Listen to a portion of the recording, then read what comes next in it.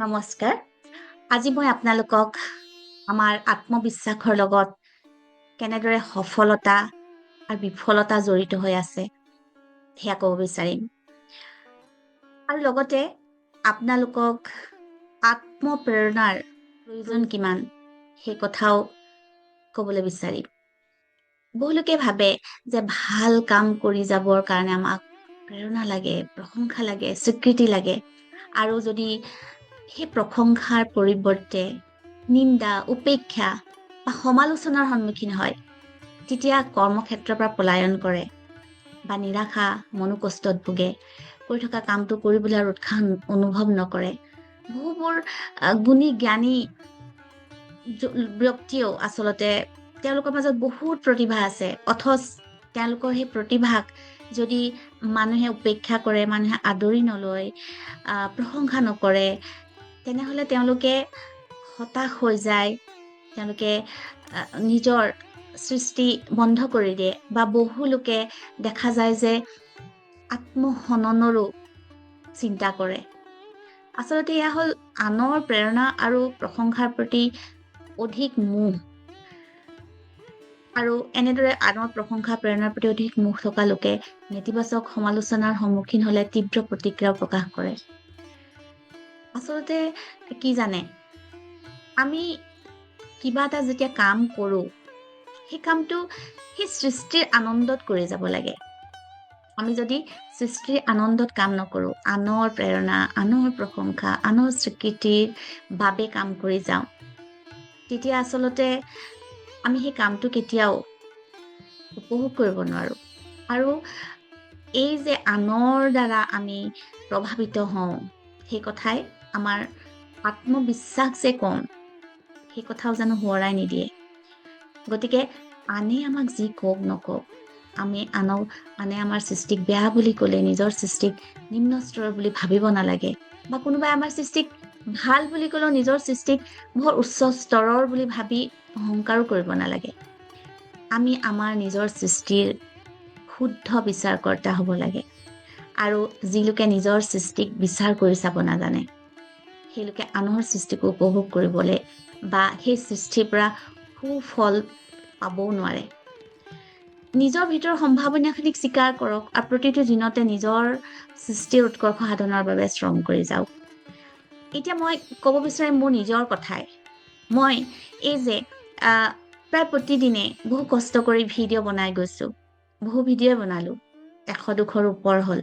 কিন্তু মোৰ এই ভিডিঅ'বোৰতো বহুত বেছি মানুহে নাচায়, হাজাৰ মানুহে নাচায়। হয়, 2-এটা ভিডিঅ' হয়তো চাইছে 3,000, 4,000, 6,000 লোকে, কিন্তু বেছিভাগ ভিডিঅ'ই খুব বেছি 200 বা 250-300 এনেকুৱাই হয়। কিন্তু তাৰ বাবে মই জানো মই কাম কৰি নাযাম, মই কৰি যাম, কাৰণ এই কামে মোক আনন্দ দিছে।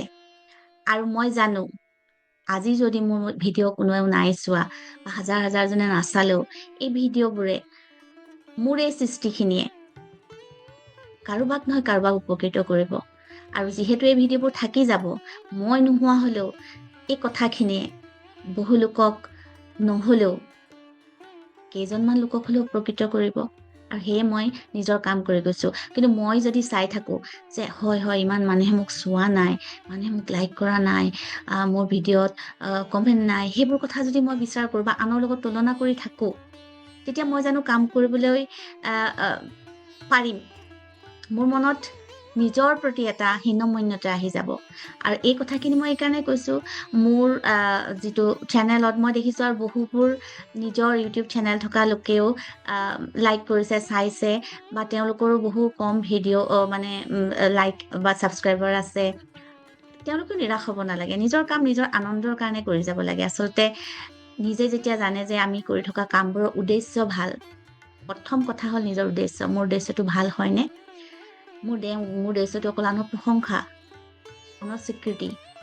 যদি আপুনি নিজৰ ভাল লগাৰ কাৰণে, নিজৰ ভাল এটা উদ্দেশ্যৰ কাৰণে কাম কৰা নাই, কেৱল আনৰ প্ৰশংসা, নাম যশৰ কাৰণে যদি কৰিছে, তেতিয়াহ'লে আপুনি সদায় এনেদৰে পৰামৰ্শাপেক্ষী হৈ থাকিব। আৰু কোনোবাই কিবা এটা ক'লেই আপুনি দুখী হ'ব, নেতিবাচক হ'ব, আৰু আপোনাৰ কাম কৰি যাবলৈ মন নাযাব। এতিয়া মই মোৰ উদাহৰণ দিছোঁ। আপোনালোকক আৰু এজন ডাঙৰ বিখ্যাত ব্যক্তিৰ কথা ক'ম।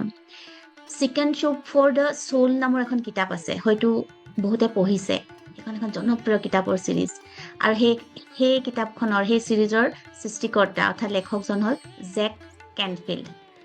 তেওঁৰ কাহিনী মই আপোনালোকৰ আগত ক'ম। আৰু জেক কেনফিল্ডে কৈছিলে কি জানেনে? এইটো মোৰ কাৰণে বহুত প্ৰেৰণাদায়ক কথা আছিলে। কৈছিলে যে জীৱনে আমাক বহুবোৰ সুন্দৰ বস্তু দিবৰ বাবে সদায় প্ৰস্তুত থাকে, মাত্ৰ সেইবোৰ গ্ৰহণ কৰিবলৈ আমাৰ মাজত সাহস আৰু বিশ্বাস থাকিব লাগিব। এই জেক কেনফিল্ডৰ জন্ম হৈছিল দ্বিতীয় মহাযুদ্ধৰ সময়ত, আৰু যুদ্ধই বিধ্বস্ত কৰি থৈ যোৱা তেওঁ জন্ম চহৰখনৰ দৰে তেওঁৰ ঘৰখনো তেনেই সাধাৰণ অৱস্থাহীন আছিল, আৰু আৰ্থিক অৱস্থা বহুত বেয়া হোৱাৰ লগতে তেওঁৰ দেউতাকো আছিল মদাহী স্বভাৱৰ। আৰু সেইকাৰণে জেক কেনফিল্ডে ভাল স্কুলতো পঢ়া শুনা কৰাৰ সুবিধা পোৱা নাছিল। কিশোৰ বয়সতো তেওঁ এখন সাধাৰণ স্কুলত পঢ়িছিল, য'ত খুব বেছি ভাল ল'ৰা ছোৱালীও নাছিল। যেনে তেনে তেওঁ স্কুল শেষ কৰাৰ পিছত তেওঁ বহুত সংগ্ৰামৰ মাজেৰে তেওঁ কলেজত নামভৰ্তি কৰিলে। আৰু কলেজত পঢ়ি থকাৰ সময়তে জেকৰ লিখাৰ প্ৰতি আগ্ৰহ হৈছিল। কিন্তু জেকে কলেজত সাহিত্য বিষয়ত সদায় কম নম্বৰ পাইছিল। আৰু তদুপৰি জেকৰ লেখনিবোৰ শিক্ষকসকলে সদায় কৈছিল তেনেই মানদণ্ডহীন, কোনো গুৰুত্ব নাই। আৰু শিক্ষকসকলে আনকি তেওঁ কৈছিলো, তই এইবোৰ লেখা মেলা কৰি সময় নষ্ট নকৰিবি। আৰু কিন্তু শিক্ষকসকলৰ এনে মতামতেও জেকৰ লেখা মেলাৰ প্ৰতি আগ্ৰহ কম কৰিব পৰা নাছিল। জেকে ভাল পাইছিল আৰু নিৰন্তৰ লিখি গৈছিল নিজৰ মনত যি ভাৱ উদয় হয় সেয়া লিখি গৈছিল। আৰু 1990 চনত তেওঁ আন এজন লেখক বন্ধু মাৰ্ক হানছেনৰ লগ লাগি 68টা অনুপ্ৰেৰণামূলক লেখা প্ৰস্তুত কৰিছিল। আৰু আটাইকেইটা আছিল সেই স্থানীয় সাধাৰণ লোকৰ অসাধাৰণ কাহিনী।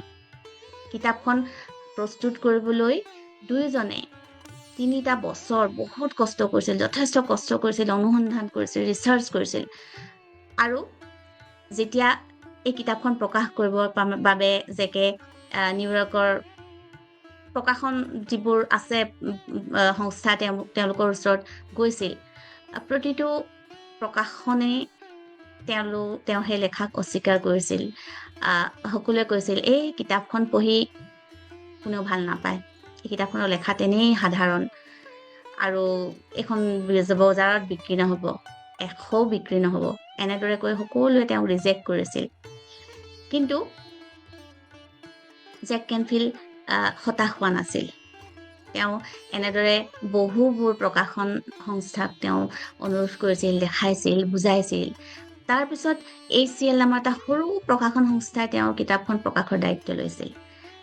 আৰু কি জানে, কিতাপখন প্ৰকাশ হোৱাৰ লগে লগে আমেৰিকাৰ গ্ৰন্থ জগতত এটা আলোড়নৰ সৃষ্টি হৈছিল। প্ৰথম বছৰতে কিতাপখনে আমেৰিকাৰ বেষ্ট চেলিং বুকৰ শাৰীৰ 3 নম্বৰ স্থান দখল কৰিছিল। আৰু তাৰপিছত ইতিহাসে সৃষ্টি হ'ল। প্ৰতিষ্ঠিত বহুত প্ৰকাশনে 100খনো বিক্ৰী নহ'ব বুলি কোৱা কিতাপখন 2টা বছৰত গোটেই বিশ্বৰ প্ৰায় 1.5 কোটি লোকে আদৰি ল'লে।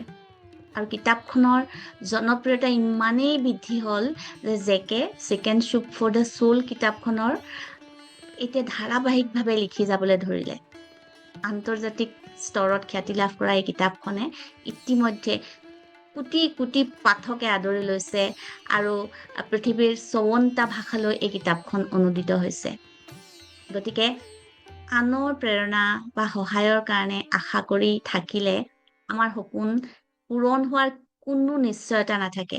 কিন্তু নিজৰ ওপৰত বিশ্বাস আৰু আনৰ নিন্দা বা প্ৰশংসাৰ দ্বাৰা প্ৰভাৱিত নহয়, নিজৰ সপোন সাকাৰ কৰিবলৈ চেষ্টা কৰি গ'লে জীৱনত কেতিয়াও বিফল বা নিৰাশ হ'ব লগা নহয়।